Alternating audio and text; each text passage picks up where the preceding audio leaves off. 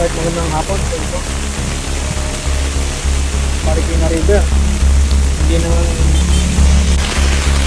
inisyado lalaman sa pagsakan ng tubig mula sa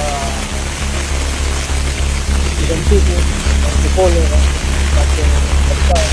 Kaya napakalaki. Yung sa King Bagyo, napakalaki ng nagiging ano ng tubig dito sa Marikina. Hindi rin na ulit sa alam mo noong panahon ng Ondoy, isa sa pinaka malupit na nasalanta ay ang bayan ng Marikina. Alright, so panoorin natin. Ito po ay nangyari ngayon Bagyong Karina. Ay dumangga na bike ilan at maraming mga nag-stranded bago may rescue boat na tumawag at ang panayam sa mayor ng Marikina City. Right, so let's go. Panoorin natin. Ingat po sa ating lahat.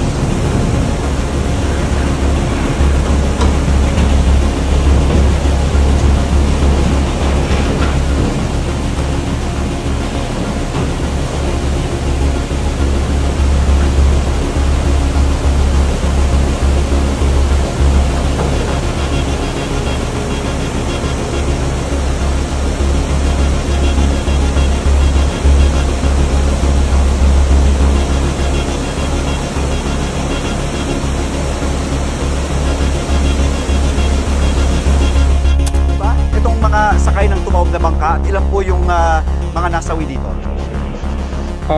Ang nakakalungkot, mayroon pa tayong mga hinahanap na kasama doon sa tumawag na bangka hanggang ngayon. Bine-verify ko pa ngayon pati yung bilang ng aktual na nasa GEP. Kagabi ay meron 2, 3, 4 na tayong nakuha. Ngayon talagang meron pang ibang hindi nakikita. In-expand natin yung area na kung saan nag-search tayo dahil hindi naman maaaring nanatili na lang sila doon sa area niya kung inanod man sila. Sila ay nasa may Batang Pasig o kaya nasa coastal area ng papuntang Laguna Tibay. Kaya nandun tayo ngayon sa area na yun. Mayor, kahapon po, nagreklamo yung mga residente na walang kuryente sa evacuation sites, yung mga nailikas po. Nasolusyonan na po ba ito at kamusta na po yung mga evacuees natin? Correct, oo. Kagabi, bago maghating gabi, ay sa pakipag-ugnayan natin sa Merato, na-energize naman ito. Hanggang kaninang madaling araw, meron naman mga kuryente. Napakahirap nga nung naging kalagayan kagabi dahil nga kung kailan naman nasa mga evacuation center ang marami nating kababayan dito sa Marikina. 3,189 individuals. Isa to sa pinakamataas na naitala natin. 5,000 mahigit na mga pamilya ang nasa evacuation, maliliit na bata, matatanda, nasolusyonan ng maghahating gabi na sa tulong na rin ng ating ng Meralco. Mayor, balikan ko lang po yung natanong ko kanina. So, naghahanap po tayo dun sa mga yung tumawag po na bangka. So, wala pa po tayong bilang kung may nasawi. May balita na po ba tayo kung may mga nasawi po dun sa mga tumawag po na bangka? Andre, hindi namin masabing may nasawi dahil wala pa tayong actual o physical confirmation. Okay po. Kanina may mga report sa akin na nalunod. Bine-verify namin yung identity pero mukhang hindi yung kasama dun sa rescue, dahil yung mga nalunod na nakita dun sa may barangay Tumana. Ito yung barangay bago dumating yung area kung saan tumawag yung bangka. Ito naman sa barangay Santo Niño. Kung dito tumawag yung bangka, rin ito papunta downstream doon sa barangay Barangka, papunta sa Pasig River. Mayor, kahapon po, Yes, Andrea. kahapon pa po natin narinig yung hinahalin tulad po, lalo na yung kasagsagan ng bagyo po ng Undoy at mga naapektuhan po dyan sa Marikina. Ano po yung, paano nyo po ihahalin tulad ito pong bagyong Karina doon po sa nangyari po sa Undoy dyan po sa Marikina mula po sa perspektibo nyo? Perspectively, sa Marikina, tinitingnan namin yung rainfall count. Sa Marikina, nung Undoy, nasa 220 millimeters yung rainfall count na naranasan namin dati. Kahapon, nasa 208 ang rainfall count. Yung Undoy, 6 hours umulan, malakas, tuloy-tuloy. Ito, sa kahapon, sa Karina, more than 8 hours yung naming naranasan. So, maaaring yung data ng ginagamit ng Pag-asa nationwide, cumulative. Kaya ito sinasabi namin, ito yung data na meron kami dito, localized data. Kaya nga sinasabi namin, sana mabahagi na kami ng data ng Pag-asa, pati yung forecasting, maitulong sa amin, yung technical assessment na ginagawa nila. So we could plan well and proactively magawa namin ahead of time yung mga kailangan natin. Lalo na ngayon sa rehabilitation. Ang drainage system natin dito sa Marikina, tulad nung nangyari yun na rin doon sa nangyari nung Undoy at Ulysses, ay water carrying capacity nito. Nakabatay ito doon sa data meron na tayo doon sa Undoy. Nakita namin kahapon parang habagat nga lang ito tapos merong typhoon. Yung Undoy talagang super typhoon hindi pa nga ito super typhoon kaya nag-iiba, there's many normal kaya tingin ko importante na ma-analyze mabuti at magamit yung mga data na nakukuha natin ngayon by the experts scientifically para we could pag nag-rehabilitate tayo in terms of drainage system, in the establishment, construction of pumping stations along the Marikina River. Ang Marikina River is critical to hindi lang naman sa amin dahil ito daanan din ng tubig sa Quezon City, yung mga creeks na connecting from Rizal, Cainta, Lower Antipolo. Pag binaha, nag-overflow Marikina River, affected yung adjoining areas.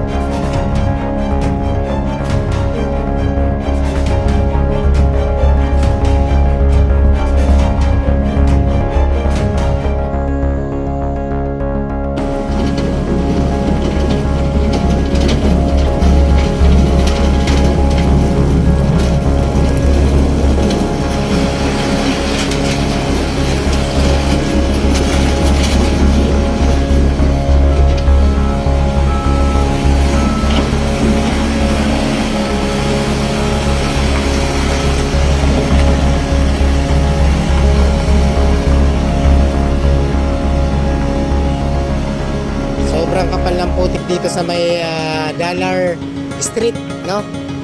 Yan, dito po yan sa may ano, Riverbank.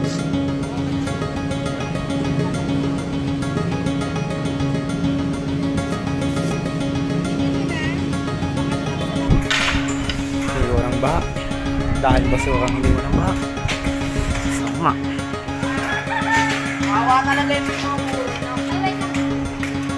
Kawawa na. Dami.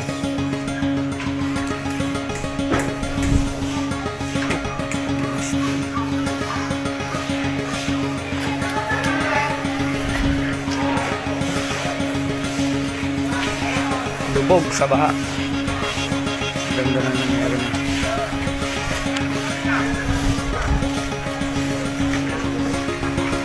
Sige, linis. Daming linis eh. And guys, dito kami sa bahay Latia. Madami ang badungin. Daming iniwalang nabasa. Diyan pa sa kapila ang kalabasan namin.